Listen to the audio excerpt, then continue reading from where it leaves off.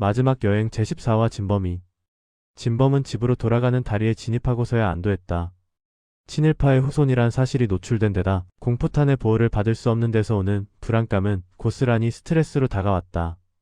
근래 들어 부쩍 불안감이 가시지 않고 있어 서둘러 집으로 돌아가려 했으나 구매할 품목이 많아 평소보다 귀가 시간이 지체되어 있었다.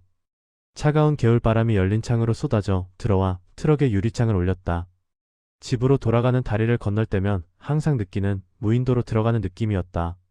아버지께서 강남의 대저택을 마다하고 이곳에 살다시피 한 이유를 알 수 있을 것 같았다. 누구에게도 간섭받지 않는 혼자만의 제국이었다. 가석방되었다는 명기는 형을 만류한 것이 아니기 때문에 법무부에서 찾을 것이다. 명기가 이곳으로 올 때 흔적을 남겼을 가능성, 그 흔적을 쫓아 경찰이 올 가능성을 배제할 수 없었다. 그동안 명기나 연근의 일로 문제가 생길 경우를 대비해 퇴로를 준비해 두었다.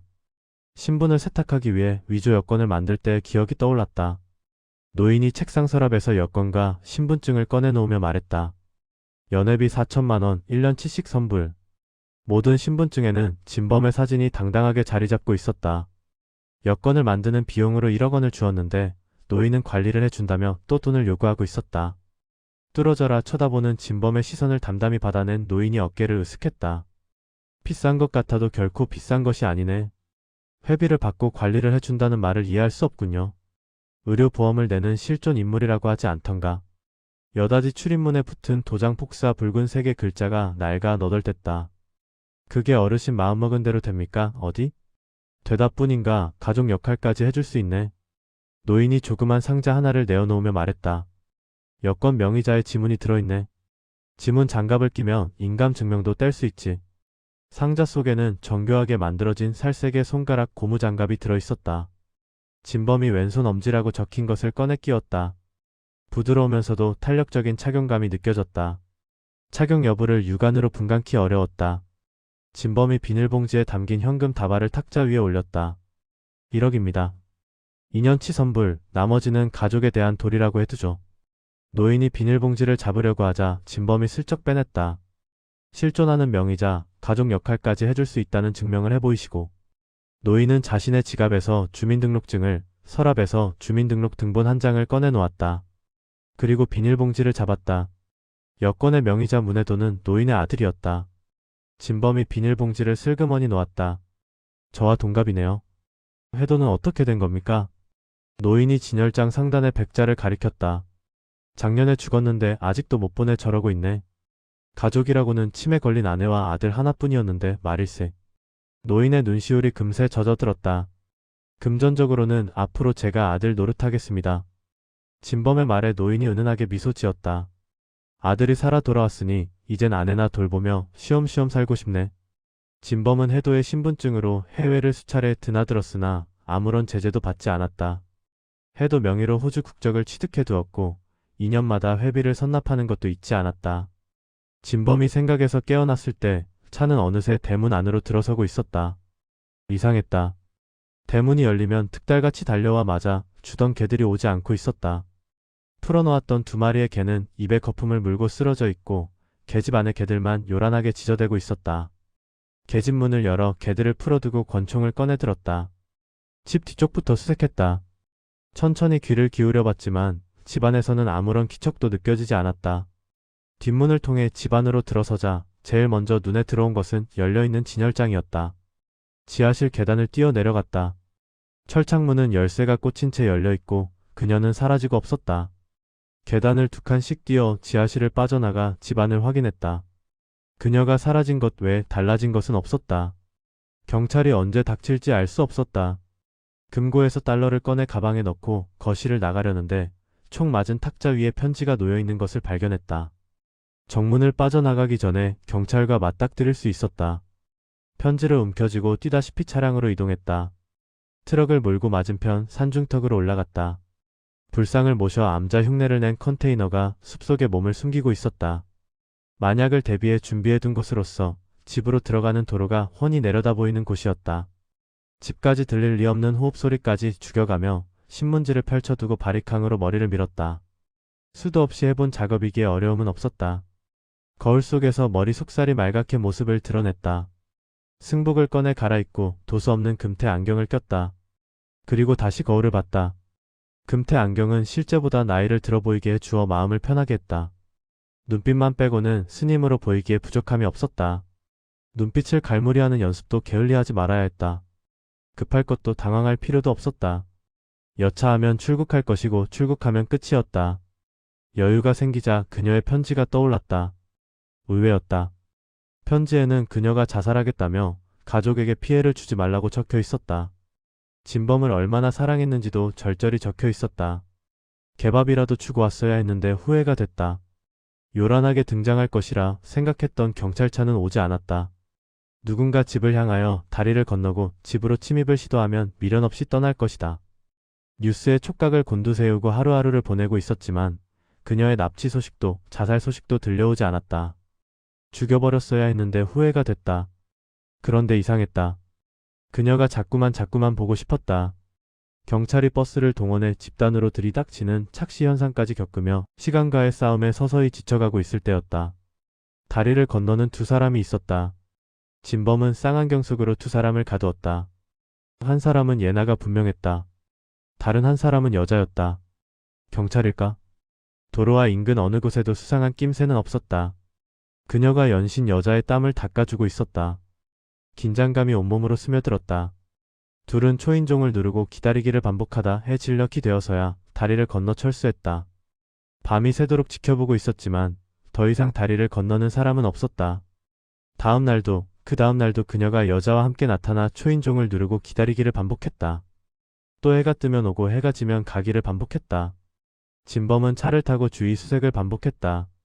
그렇게 일주일이 지나도 수상한 점은 발견할 수 없었다. 그녀가 경찰에 신고를 했다면 세상이 발칵 뒤집어졌어야 정상이었다. 그녀 역시 살인을 했기 때문에 신고를 하지 못했을까? 그럴 가능성도 다분했다. 진범은 차를 몰고 내려가 그녀들을 추적했다. 그녀를 납치했을 때처럼 스릴이 느껴졌다. 그녀들은 한참을 걸어 내려가 버스를 탔다. 또 한참을 이동해 버스에서 내린 곳은 상가 건물 몇 개가 늘어선 읍내였다. 그녀들은 식당에서 밥을 먹고 낡은 여관으로 들어갔다.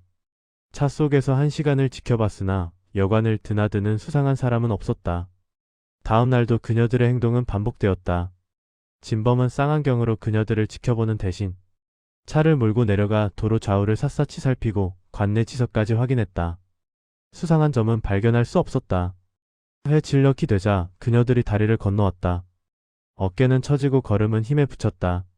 진범은 차를 그녀 곁에 세우고 조수석 창문을 내렸다. 예나 아니야? 그녀는 진범을 보자마자 울기부터 했다. 오빠 엉엉. 어떻게 된 거야? 부탁이 있어서 왔어요. 그때였다. 학생. 여자가 진범에게 말을 걸어왔다. 핸들을 잡은 손에 땀이 배어 나왔다. 네? 우리 예나 좀 찾아줘. 여자의 초점 없는 눈동자는 풀려 있었다. 그녀가 여자의 입을 닦아주며 말했다. 엄마예요, 흑. 무슨 일 있었어? 실성했어요. 아빠는 뺑소니 차에 치여 돌아가셨고 홍길동 가족을 뺑소니 사고로 위장해 죽인 것처럼 오빠 조직에서 한 짓이 분명해요. 우리 조직에서? 네, 틀림없어요. 그녀가 가방에서 서류 한 장을 꺼내 보란듯이 건네주었다. 일단 타. 그녀들이 타자 진범은 차를 이동해 한적한 곳에 세우고 서류를 읽었다. 그녀의 아버지 한상규는 뺑소니 사고사로 기록되어 있었다. 그녀의 어머니가 이번엔 그녀를 흔들며 재촉했다. 야, 우리 예나 좀 찾아와 빨리. 여자의 표정을 살핀 진범이 그녀에게 말했다. 자살하겠다는 편지를 봤는데 죽기 전에 엄마 아빠를 한 번이라도 보고 싶었어요.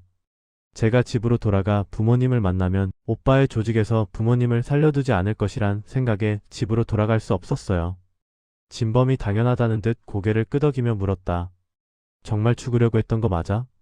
그녀가 숄더백에서 하얀 가루를 꺼내 진범에게 건네주었다. 청산가리예요. 진범이 청산가리를 살피는 가운데 그녀가 말을 이었다. 먼발치에서라도 한번 보고 가려고 집 주위를 서성거렸는데 며칠을 기다려도 부모님은 보이지 않았어요. 이상해서 앞집 할머니께 물었더니 제가 없어진 이후로 아빠는 뺑소니차에 치여 돌아가셨고 엄마는 실성해서 병원으로 갔다고 했어요. 어떻게 그런 일이? 저는 부모님의 원수를 갚고 싶었어요. 그래서 경찰서를 찾아가 교통사고로 위장한 친일파의 손에 독립군의 후손인 아버지가 죽었다고 이야기했더니 그랬더니 저를 정신병자 취급했어요. 그래서 경찰은 범인을 잡을 수 없어도 오빠는 할 수 있을 거란 생각에 실종신고를 취소하고 왔어요. 오빠가 저를 받아주지 않으면 갈게요. 진범이 그녀의 눈을 똑바로 쳐다봤다. 그녀의 눈동자는 고요했다. 실종신고를 취소할 때 경찰은 뭐래? 그동안 어디 있었냐고 물었어요. 그래서 가출했다고 했어요. 그랬더니 경멸스러운 눈빛으로 비웃는데 견디기 힘들었어요. 여기 온 것을 누구에게 이야기했어? 그녀가 고개를 가로저었다. 진범이 그녀를 향해 손을 내밀었다. 휴대폰 줘봐. 없어요. 진범의 시선이 어머니에게로 향하자 그녀가 다시 고개를 저었다. 실성한 분이 휴대폰이 뭐 필요하겠어요? 무슨 부탁을 하려고? 그녀가 또렷한 목소리로 말했다. 복수하고 싶어요. 이상하네. 조직에서 나 모르게 너희 아버지를 죽이지는 않았을 텐데. 조직에서 오빠를 속인 것이 틀림없어요. 오빠가 저와 결혼만 할 수 있다면 뭐든 다 해주겠다고 했던 말 진심이었다고 생각해요. 진심이었어. 그럴 줄 알았어요. 제가 오빠를 사랑했듯이 오빠도 저를 사랑한다고 믿었어요. 그런데 짐승 같은 놈에게 당하고부터 자신이 없어졌어요. 물론 전 자격이 안 된다는 것을 알아요. 모든 것은 널 지켜주지 못한 내 잘못이야. 아빠의 복수만 해주면 오빠가 원하는 대로 하겠어요. 식모라도 상관없어요. 난 널 변함없이 사랑하지만 조직을 상대로 복수할 수는 없어. 그녀의 얼굴이 순식간에 실망으로 일그러졌다. 그렇지만 조직 모르게 범인을 찾아내서 복수해줄 수는 있어. 그렇게라도 해주세요. 그렇게 해주면 내가 원하는 대로 하겠다고? 네. 영근이처럼도 살 수 있어? 네. 후회 안 하겠어? 그녀가 고개를 크게 끄덕였다. 그렇다면 진범이 말을 멈추고 그녀를 가만히 쳐다봤다. 그리고 천천히 말을 이었다. 나와 결혼해줘. 그녀의 하얀 볼을 타고 순식간에 눈물이 떨어져 내렸다. 그녀가 울먹이며 말했다. 오빠의 청혼을 받아들일겨. 진범이 그녀의 손을 가만히 잡자 그녀가 소리내어 울었다. 엉엉 사실 살인자인 제가 갈 곳은 없었어요. 섬뜩했다. 앙상한 몰골의 살기를 머금은 눈빛, 굶어 죽었을 것이라 생각했던 개들은 한 마리가 살아있었다. 죽은 개의 사체를 먹고 버틴 것이었다. 개는 그녀를 향해 이빨을 드러내고 있었다. 앉아.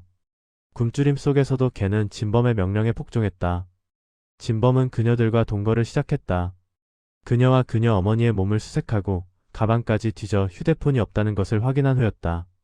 탈출하기 전과 비교해 다른 것이 있다면 화장품 몇 개와 그녀의 어머니 그리고 mp3 하나가 있다는 정도였다. 죽은 개들의 사체를 태우며 집을 정리하고 일상을 보내는 와중에도 그녀들의 행동을 주의 깊게 관찰했다. 그녀는 외출을 극단적으로 싫어했다.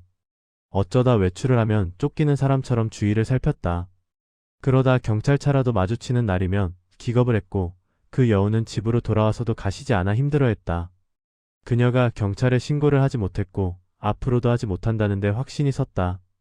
그녀의 어머니는 여전히 초점 없는 눈으로 집안을 돌아다니며 예나를 찾는 것이 일이었다.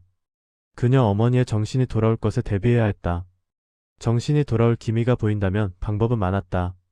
밤사이 수영장에 빠져 죽어 있어도 되고 개에게 물려 죽어도 되고 모든 일의 첫째는 그녀들을 감시하에 두는 것이었다. 진범은 서둘러 결혼 준비를 했다. 대한민국의 법은 가족에게 관대했다. 맑은 물이 가득 고인 수영장 앞이었다. 드레스를 입은 그녀의 모습은 눈이 부셔 쳐다보기조차 힘들었다. 그녀를 이렇게 소유하게 되다니 꿈같은 일이 벌어지고 있었다. 그녀의 드레스를 정성스럽게 만져주며 말했다. 다음에 장모님께서 건강을 되찾으면 결혼식을 근사하게 다시 치르자. 좋아요. 그런데 식을 올리기 전에 약속해줄 게 있어요. 진범이 그녀를 지그시 바라봤다. 하늘의 별이라도 따주려는 눈빛이었다. 이제부터라도 행복하게 살고 싶어요. 지금부터는 사람을 죽이지 않겠다고 약속하세요. 아빠를 죽인 사람만 빼고요. 약속하지. 진범이 새끼손가락을 내밀었다. 그러자 그녀가 새끼손가락을 마주 걸고 눈을 맞추었다. 진범이 근엄하게 말을 이었다. 이제 두 사람은 부부가 되었음을 선포합니다. 땅땅땅. 그렇게 그들은 소꿉장난하는 것처럼 부부가 되었다. 행진을 마친 진범이 서류 봉투를 내밀었다. 혼인신고 내용을 확인한 그녀가 눈물을 글썽거렸다. 우리가 정말 부부가 된 거예요? 그래. 지금부터는 오빠가 제 보호자예요. 맞죠? 당연하지 내가 우리 세대의 주인이니까. 고마워요 오빠. 내가 더 고맙다. 그녀가 눈물을 훔치며 웃어 보였다. 진범이 따라 웃었다. 불편한 건 없어? 좀 따분하긴 하지만요. 사실 나도 그래. 그래도 밖으로 나가는 건 정말 싫어요. 오빠의 대인기피증에 감염됐나 봐요. 진범은 웃으며 그녀의 눈을 바라봤다. 평온하고 사랑스러웠다. 추적추적 비가 내리는 날이었다. 진범이 트럭을 이용해 밖으로 나갈 채비를 하고 있었다. 어디가? 그녀의 물음에 진범이 근엄하게 대답했다. 장인어른의 복수를 하려고 오늘 잡는다는 포장은 없어. 복수는 포기해요. 왜? 오빠와 함께하는 이 행복이 깨질까 두려워요. 장인어른의 복수야. 한을 풀어드려야지. 그럼 잡아오면 안 될까요? 게장에 사육시키며 두고두고 괴롭히면 좋겠어요. 그거 좋겠다. 대신 넌 절대 가까이 가면 안 돼 알겠지? 알았어요. 대신 오빠가 괴롭혀주세요. 오케이. 고통 중에 제일 견디기 힘든 고통은 원인을 모르는 고통이다. 자신이 왜 잡혀와 있는지 모를 때의 고통. 저도 그랬어요. 왜 잡아왔는지 절대 말해주지 마세요. 콜. 진범이 차를 몰고 나가며 콧노래를 흥얼거렸다. 냉장고가 목이 말라 한밤중을 열어보니 한 귀퉁이의 어머니가 소금에 절여져 계속